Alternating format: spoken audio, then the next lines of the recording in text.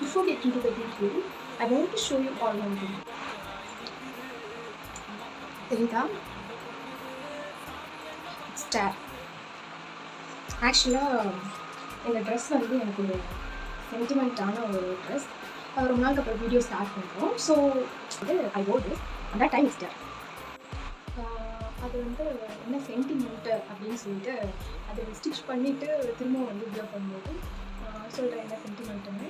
Okay, this much lucky fate is mine. So அப்படி நினச்சிட்டு இந்த வீடியோ வந்து ஸ்டார்ட் பண்ணுறேன். ஆக்சுவலாக கொஞ்ச நாள் முன்னாடி நான் வந்து இன்ஸ்டாகிராமை லாக் அவுட் பண்ணிட்டேன். ஓகேவா? பிகாஸ் ஆஃப் த ரீசன் நான் வந்து ஸ்க்ரோலிங் டைம் அதிகமாக எடுக்கிறணும் அப்படிங்கிறத தாண்டி என்னை மீறி என்னோடய லைஃப்பை நான் வந்து கம்பேர் பண்ணிக்கிறணும் அப்படின்னு சொல்லிட்டு சின்ன ஒரு thought. So I lock out my Instagram account for few days. And அந்த டேஸ் வந்து என்ன ஆச்சுன்னா மந்த்ஸாக மாற ஆரம்பிச்சிச்சு. எப்படின்னா எனக்கு பிடிக்கல, நான் மறந்துட்டேன். அது எதனால் அப்படின்னா வந்து இன்ஸ்டெட் ஆஃப் நான் யூடியூப் யூஸ் பண்ண ஸ்டார்ட் பண்ணிட்டேன்.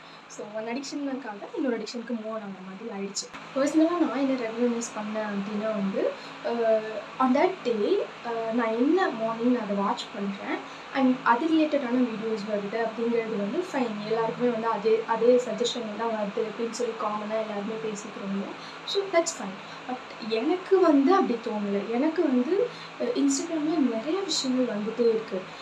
ஒன்று நார்மலாக இருக்கும் நமக்கு, ஒன்று நமக்கு அக்செப்ட் பண்ண முடியாது, ஒன்று நம்ம கம்பேரே பண்ணக்கூடாது. ஆனால் நம்மளால் அது பார்க்கும்போது கம்பேர் பண்ணாமல் இருக்க முடியாது. அந்த மாதிரி சில விஷயங்கள் எல்லாமே வந்து இன்ஸ்டாகிராமில் டம்ப் பண்ண மாதிரி நிறையா வீடியோஸ் வந்துகிட்டே இருக்கும். மோஸ்ட்லி நீங்கள் என்ன வாட்ச் பண்ணியிருந்தாலும் அந்த வியூஸ் மட்டும், அதுக்கான ரிலேட்டட் வீடியோஸ் மட்டும் வர மாதிரி எனக்கு இன்ஸ்டாகிராமில் பெருசாக என்னோடய பர்சனல் தாட் அது அப்படி வரல.